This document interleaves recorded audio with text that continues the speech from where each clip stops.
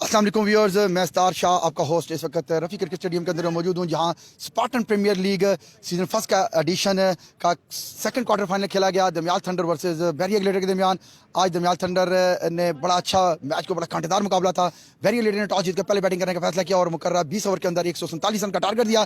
दमियाल thunder की बड़ी outstanding batting 10 over के शुरू के अंदर उन्होंने कोई खिलाड़ी आउट नहीं था और बड़ी क्रिटिकल पोजीशन के साथ आज उन्होंने मैच को विन किया। मेरे साथ उनके कैप्टन मौजूद है आमिर रफीक। अस्सलाम वालेकुम आमिर भाई। जी वालेकुम अस्सलाम। जी हाँ आमिर भाई, ये बड़ा कांटेदार मुकाबला आपने बना दिया, बड़ा अच्छा एक साइड तकरीबन हो चुका हुआ था। बस यही तो मज़ा है क्रिकेट का, एक साइड पे आप ऊपर, अगली टाइम पे आप नीचे हो जाते हैं। लेकिन मैंने आपको जिस तरह पहले बताया था टॉस के टाइम पे, अगर 150 से नीचे हमने इन्हें रिस्ट्रिक्ट किया तो हम इंशाल्लाह ताला चेस कर लेंगे। अभी भी हमारे पास बैटिंग पड़ी हुई थी, बस एक दो लड़कों ने वो गलत टाइम के ऊपर गलत शॉट खेली है और एक ओवर जो उनसा तारिक भाई का बहुत अच्छा चले गया 1 रन का। आपको पता 18 बॉल 17 स्कोर रह गया था, वो उस एक ओवर की वजह से प्रेशर थोड़ा सा आया।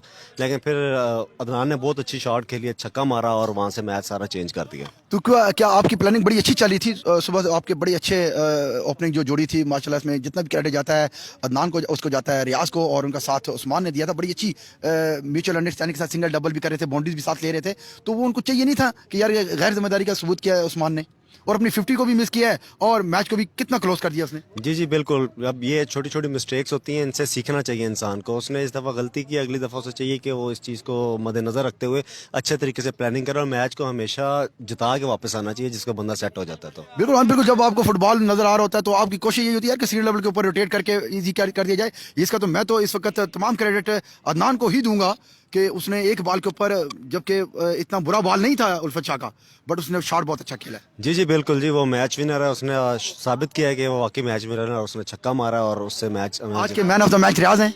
आज के मैन ऑफ द मैच मेरे ख्याल में तो उस्मान होगा, क्योंकि उसने 46 किए और 2 आउट भी किए हैं। और बॉलिंग के लिहाज से देखा जाए तो मेरा मैन ऑफ द मैच तो शायद बनता है। तो अब ये थोड़ा सा डिसाइड कर दें कि कौन मैन ऑफ द मैच होगा।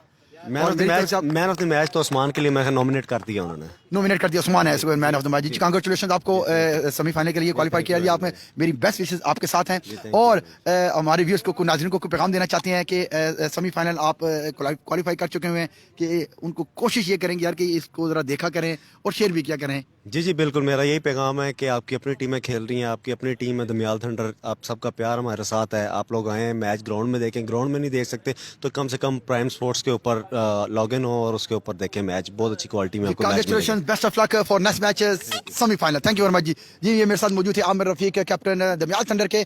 उनका कहना यही है कि आज हमने विन किया मैच को, ये टीम की वर्किंग थी और आज के मैन ऑफ द मैच है वो उस्मान को करार दिया गया है। तो इंशाल्लाह हम man of the match Usman के साथ थोड़ी सी गपशप करते हैं नेक्स्ट इंटरव्यू के अंदर। मुझे इजाज़त दीजिए, अल्लाह हाफिज़।